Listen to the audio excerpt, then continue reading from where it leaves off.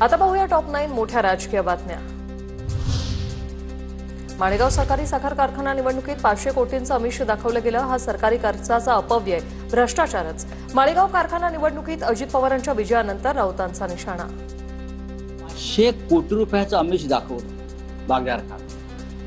हे 500 कोटी रुपये अजित पवार आपल्या खिशातले देत आहेत। त्यालाच साध्या सोप्या भाषेमध्ये सरकारी पैशाचा अपव्यय आणि भ्रष्टाचार म्हणतात।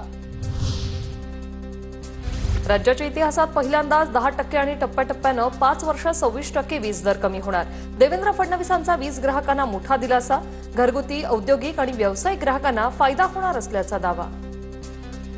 वर्षामध्ये दरवर्षी विजेचे दर हे कमी करण्याचा निर्णय हा आपण घेतलेला आहे, महावितरणने घेतलेला आहे। ठाकरेंच्या शिवसेनेचे नेते भास्कर जाधव यांचा आणखी एक स्टेटस। बिना शिकायत और बिना निंदा किए एक दिन बिताकर तो देखिए, खुशी, शांति और सुकून कहीं ढूंढनी नहीं पड़ेगी, अपने आप मिल जाएगी। जाधव यांचा आणखी एक स्टेटस चर्चेत। भास्कर जाधवांनी उद्धव ठाकरेंची चर्चा करावी। नाराजीच्या चर्चांवर संजय राऊतांचा सल्ला, तर भास्कर जाधवांच्या ट्विटमधील भाषा वैभवशाली, राऊतांचा टोमणा।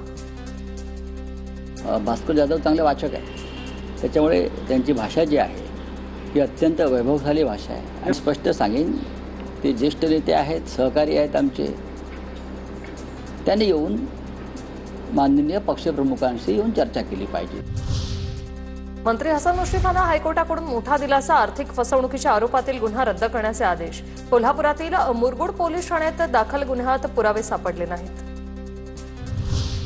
बुधवार पेठेचं नाव मस्तानी पेठ करा अशा आशयाचे बॅनर झळकावणाऱ्या विरोधात तक्रार। डेक्कन पोलिसात अज्ञाताविरोधात तक्रार दाखल। बालगंधर्व चौकात लावलेल्या बॅनर नंतर संताप व्यक्त। राष्ट्रीय महामार्गावर दुचाकींना टोल भरावा लागणार नाही। केंद्रीय मंत्री नितीन गडकरी यांचं स्पष्टीकरण। दुचाकींना टोल आकारण्याचा निर्णय प्रस्तावितही नसल्याचं स्पष्ट। विधिमंडळाच्या पावसाळी अधिवेशनाची तारीख ठरली 30 जून ते 18 जुलै दरम्यान मुंबईत होणार विधिमंडळाचं पावसाळी अधिवेशन। धाराशिव जिल्ह्यातील शक्तीपीठ महामार्गाच्या भूसंपादनाला तुर्तास स्थगिती। राजू शेट्टींची शेतकऱ्यांसह जिल्हाधिकारी कार्यालयाला भेट। उपजिल्हाधिकाऱ्यांसोबत चर्चेनंतर निर्णय। 2 दिवसांपासून जिल्ह्यात शक्तीपीठ विरोधात आंदोलन।